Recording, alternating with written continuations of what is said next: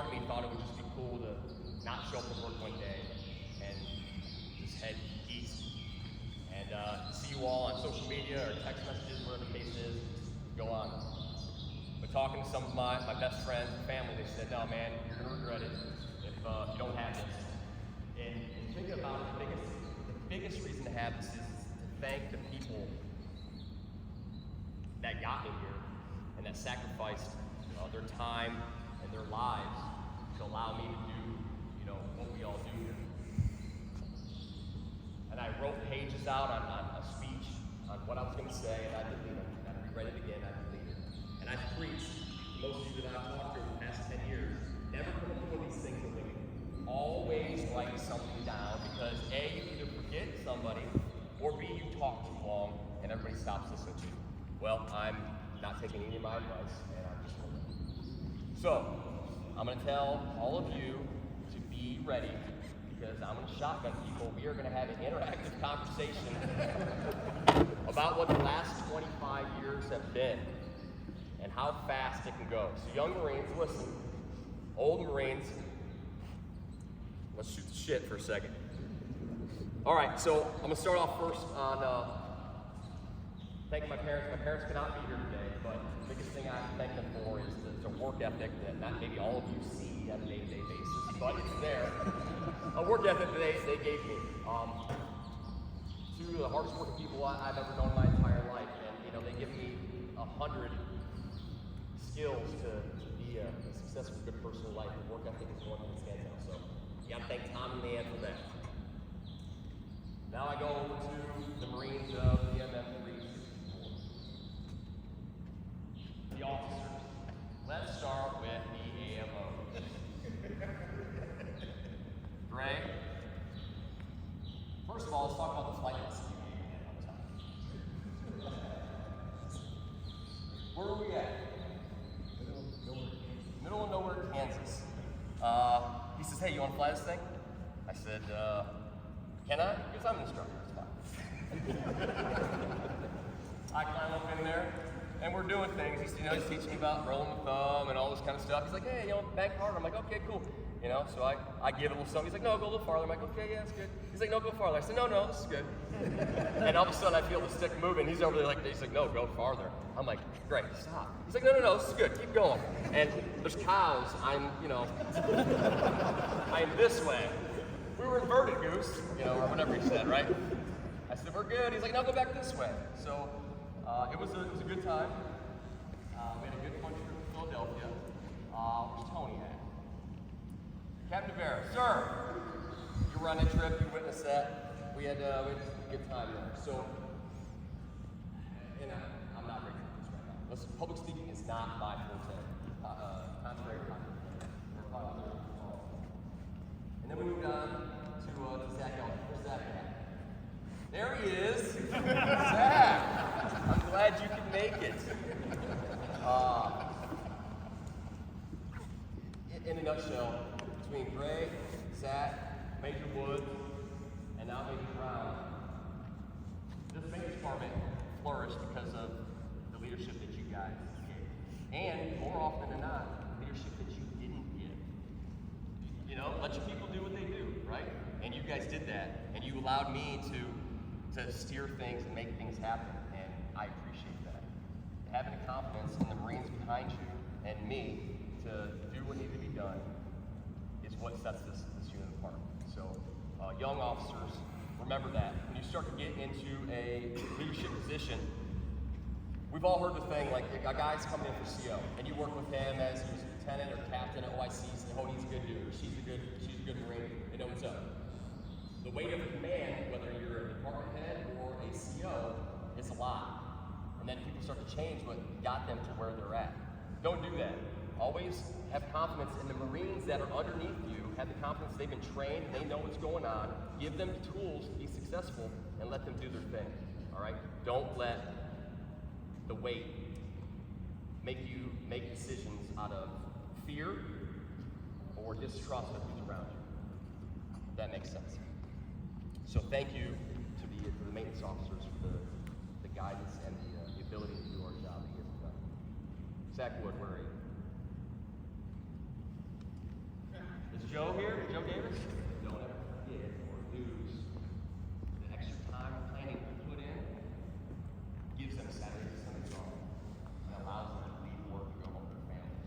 So remember that, and thank you for making my job so easy. I appreciate it. Staying on the same tempo of making my job easy.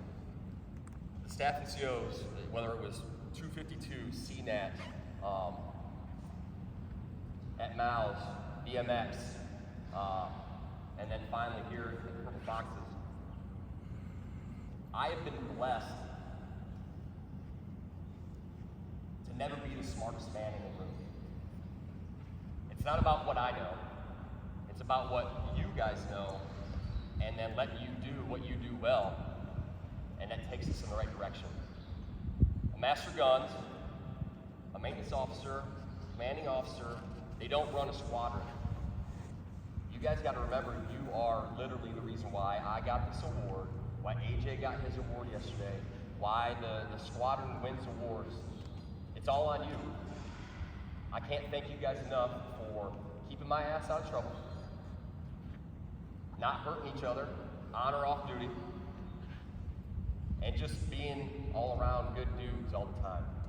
This squadron is something special that you don't get everywhere else. So thank you very much for that. I appreciate the hard work that you guys put in, the sacrifices you do on a day-to-day basis to make my job and life easier. So thank you. Moving on to, we don't say former Marines anymore, right? The bearded mafia, so to speak. Sean, I didn't see you walk in. Hey, how are you? I'm well, thank you. You know, after 25 years, I'm trying to figure out how I kind of sum things up, and there's no way.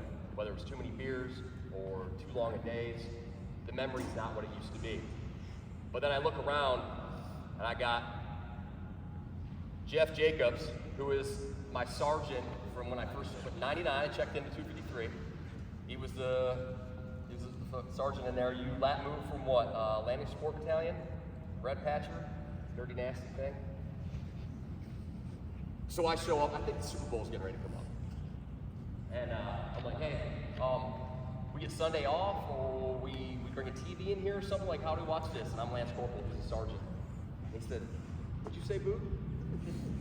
I said, well, I mean, the Super Bowl's on Sunday. He's like, and? I'm like, can I watch it? Like, can we get the day off?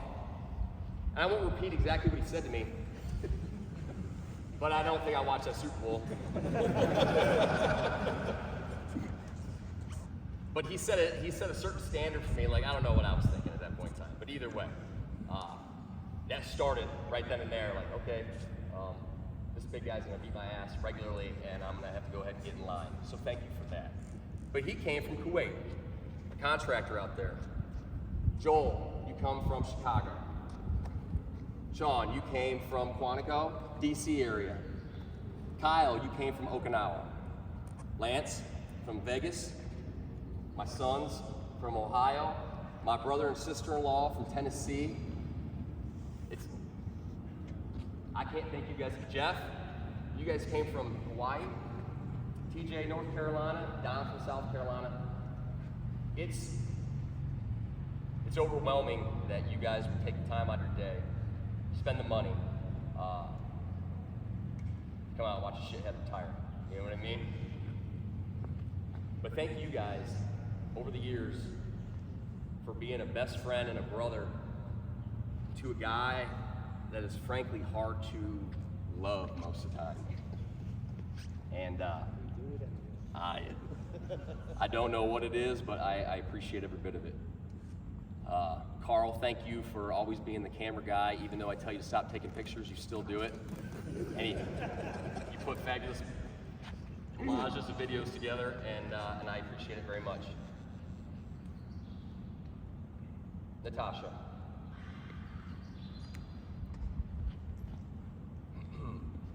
I got off the plane in 2008 from Iraq. My buddy's wife was picking me up because he was still deployed. We were out at pay team, and where were you at that time? Carmel, living the life. My truck and Harley were in a storage. I had nothing. He's like, no, dude, they'll pick you up and get you to the house. So a couple of the wives of homies that were deployed, like, we'll get you, we'll take you to the truck. I'm like, cool. So I get off the plane, hug all the girls, hey, what's up? And there's this little tan thing standing back there. I was like, who's that? I'm like, oh, yeah, that's Natasha. I'm like, hey.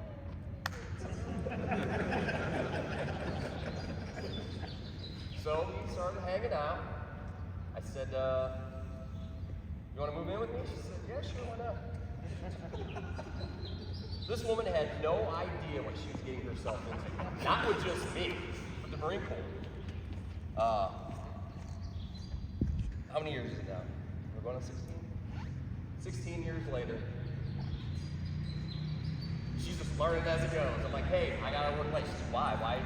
Why don't you just come home this time? I said, that's not how it works. Hey, I have to deploy.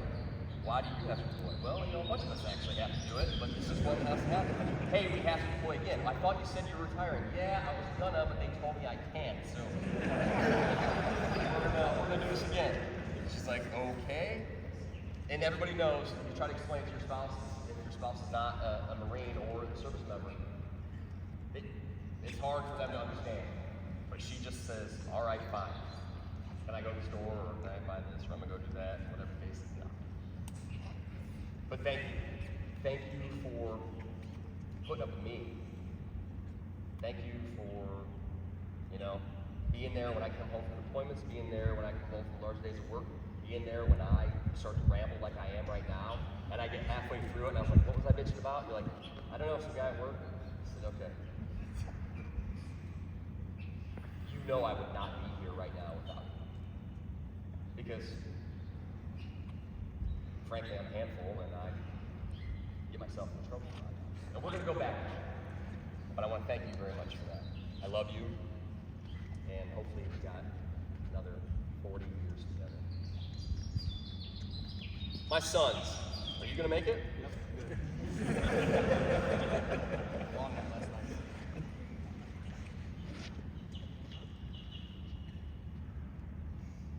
More often than not, sacrifice is it's thought of as a dead or worse type of atmosphere, right? But a lot of us need to recognize the fact that there's sacrifice that takes place every day. Sacrifice is usually at the hands of our family or our loved ones. They are sacrificing because of what we're doing. You know, whether it's deployment, whether it's a long work day, whether it's a WTI, a school. A lot of us take our work home with us, but there's a sacrifice that takes place. My three sons have sacrificed having a dad around since basically 2007, Caden before that. I'll give you a background and we're gonna jump around a little bit. So 2004, we went to Japan, us three. Caden was a brand new little baby boy at that point in time. I think you were like 5, I think you were 3, 6, 3, whatever the case is. Go over there. Things don't work out very well between me and the missus, right? So she goes home, she takes the youngest one, who's a baby at the point in time. The two older ones stay with me. So I'm a single dad in Okinawa for a couple years. It was a great time, but we're sacrificing. Kid ain't around, he doesn't get to see his dad. And I come back from Japan, I deploy directly to Iraq. They go to stay with their mom, and since 2007, these kids haven't had a dad at home with them every single day. Now, we all did our damnedest to fly in and out of wherever I was stationed, or back into Ohio to see each other and spend as much time as you possibly could. But my point is, I'm trying to get through this without losing my shit right now.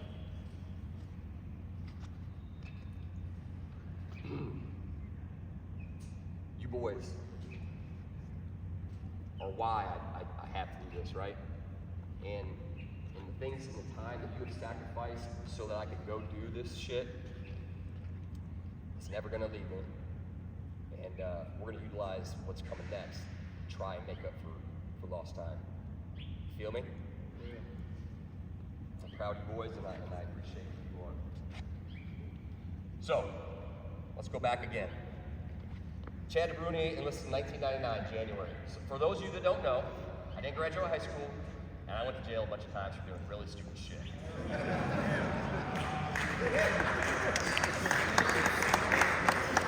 And the reason I tell you guys these things is for a number of reasons. Number one, it doesn't matter where you came from or what your background was or the stupid decisions that you've made in the past. There's an opportunity to move forward, all right? There's an opportunity to always look forward. And two, because I'm open book, keep it real. Keep it real all the time. Let the people know that are around you who you are, that you love them, that they need to get better, or that you made a mistake and that you need to get better. So I preface this story with that. So I think the last time I got arrested, I think we were at a party in Toledo, Ohio. I was 20 years old at the time. They ran out of beer. So I'm a problem solver, like the CO said. I said, well, I'll go get beer. I'm only 20 years old. So me and another buddy hopped in my 1986 Pontiac 6000, and we went to the BP, the local BP. And we dashed and grabbed and ran out with beers. We stole beers, 230 cracks. Ran back to the car, jumped in the car, drove straight back to the party. Coincidentally, the guy working behind the counter was feeling very vigilant that night and decided he was going to follow us. Who does that? You're working at 7-Eleven. Why are you, dude, just let us have beers. We're going, come on. So he follows us. We walk into this party, heroes. Like, oh yeah, I got you. I told you guys I was going to get it. Make this shit happen. We crack beers, we're sitting around, next thing you know, there's a bunch of weird lights that are going, and there's guys coming and yelling with flashlights, and I end up going to jail. So I go to that, and I'd already been talking to the recruiter, ducking and dodging him, like the rest of us probably were. And the recruiter says, the judge says, sir, whatever you're going to give him, if I get him to leave boot camp, would you let it go? And the judge says, if he signs that document right now, I'll let him go. And the recruiter looked at me and said, well, I guess here we go. So I went to boot camp very shortly after that. So no high school education, and I was a shithead, right? Joined the Marine Corps, the shithead still continued. I met guys like TJ and Don. They were shitheads as well. And I'm not going to belabor this whole thing, but the point of the matter is I came in, I met the best brothers that a guy could ever ask for, and they made me better. A lot of people look at mentors as people who are higher ranking or more successful than them. Sometimes you need to look to your left and right and find the nuances in people that can make you better. The way they speak, the goals that they have in life, how they handle themselves. All these things around you is what should make you better, not necessarily trying to be like Lee Iacocca or Steph Curry or LeBron James or anybody successful. Look to the people around you because I think they're going to make a more realistic impact on your life and they're going to give you things that you could actually accomplish.